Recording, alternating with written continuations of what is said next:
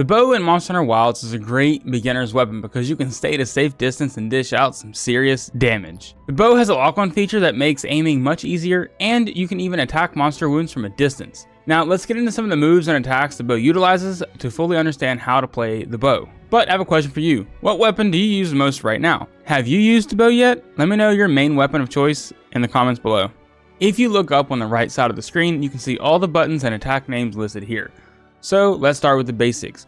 Holding down LT will ready or aim the bow. Then if you hold RT, you will start drawing your arrow, and of course, if you let go of RT, you will fire your bow with a basic attack. But if you keep RT held down, the arrow will charge. This will slowly cause your stamina to deplete. The longer you hold down your charge, the more arrows and damage you will do, up to 3 charges shown by this crosshair. If you dodge while charging your bow, it will give you a 3 charge shot quickly. This is called a charging sidestep. If you do a charging sidestep just before enemy attacks, you will not only get charge level 3 on your bow, but you will immediately refill your stamina and build your trick arrow gauge. This is called a discerning dodge. Landing a discerning dodge takes time to practice, but it can be pretty vital for bow users, so try to get this mechanic down and used to it. The bow has a mechanic called coating. You can see this at the bottom right of the screen. There are 8 different types of coatings, all with different effects, and these are exhaust, paralysis, pierce, power, close range, sleep, poison, and blast. You can apply these coatings with LB and Y, scrolling through to find the one needed, then hitting Y again to apply the coating. It is not free to apply these, as there is a gauge just above the coating interface with 3 arrows. This is called the trick gauge, and this is charged by landing a discerning dodge or just by attacking the monster over time. Another attack that uses the trick gauge is called a tracer arrow. This is used by holding down LT and RB and then pressing X. Just like the coatings, this will use a bar of the trick gauge. What makes the tracer arrow so good is that when you use it, you will pull out a larger than normal arrow that has a sparkling effect on it. You can then shoot this wherever you want to on the monster, and all of your arrows from then on will go to that location no matter where you shoot. And while the tracer arrow is embedded in a monster, you will always be at charge level 3.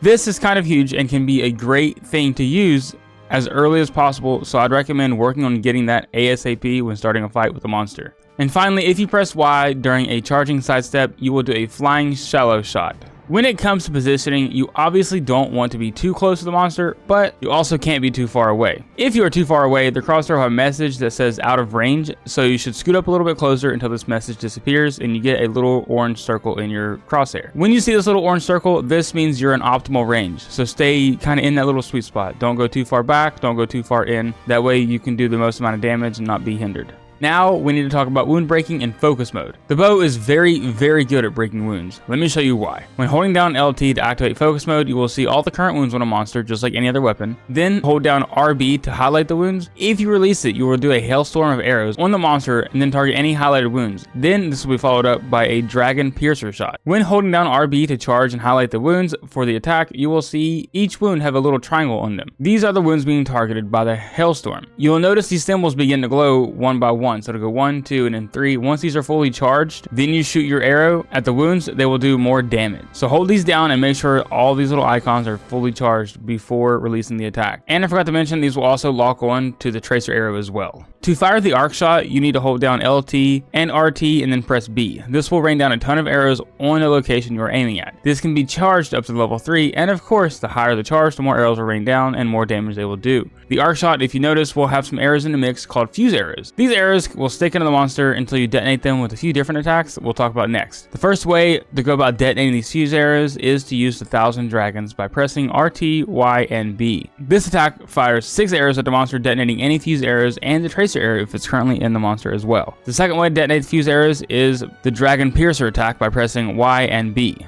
This attack does heavy damage and will detonate any fuse arrows, and again the tracer arrow if it's also in the monster. And the final way to detonate any fuse arrows is the wound breaking attack Hailstorm. This, just like the others, detonate any fuse arrows and tracer arrows inside the monster. So that's pretty much everything I wanted to go over with the bow, with the attacks and what they do, and how to use these attacks. If I did miss anything, let me know down below. Be sure to like and subscribe to this video so you don't miss out on any more Monster Hunter guides. Thanks so much for watching. I'll see you guys in the next video. Y'all be safe. Peace.